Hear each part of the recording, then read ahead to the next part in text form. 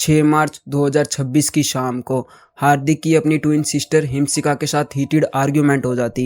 इसके बाद हार्दिक अपना आपा खो बैठता।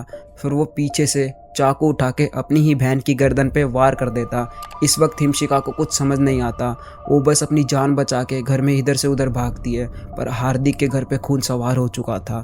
वो हिमशिका की बॉडी पे चाकू से वार करता है और शॉकिंगली 80 से ज़्यादा चाकू से वार करता है। उसकी बॉडी चाकू से चीर देता है।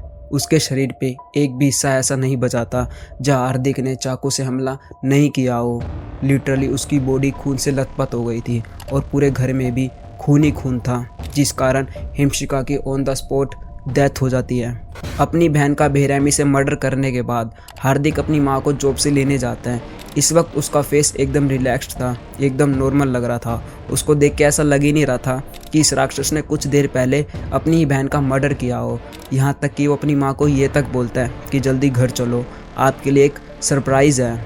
अब घर पहुँचने के बाद उसकी माँ जो देखती है तब उनके पैरों तले ज़मीन खिसक जाती है। इसके बाद हार्दिक पीछे से अपनी माँ के ऊपर भी हमला करता है और कम से कम 6 से ज़्यादा बार चाकू से वार करता है। उसकी माँ अपने बचाव में मदद की गुहार लगाती है। तभी पड़ोस की औरतें उनकी चीखें सुन के उधर पहुँच जाती और फ़ौरन हार्दिक उनको देख के उधर से फरार हो जाता है। तुरंत हार्दिक की मदर को हॉस्पिटल में एडमिट करा दिया जाता और भगवान की दुआ से उनकी जान बच जाती।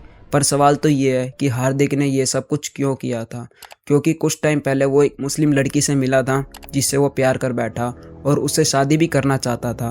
पर इस चीज़ से उसकी बहन और माँ सख्त खिलाफ थे, वो उसको सपोर्ट नहीं करते थे। इसलिए वो इतनी बेरहमी से अपनी माँ और बहन का मर्डर कर देता। और सबसे शॉकिंग बात तो ये है कि वो उस लड़की से कभी मिला भी नहीं था, बस ऑनलाइन चैट्स करता था।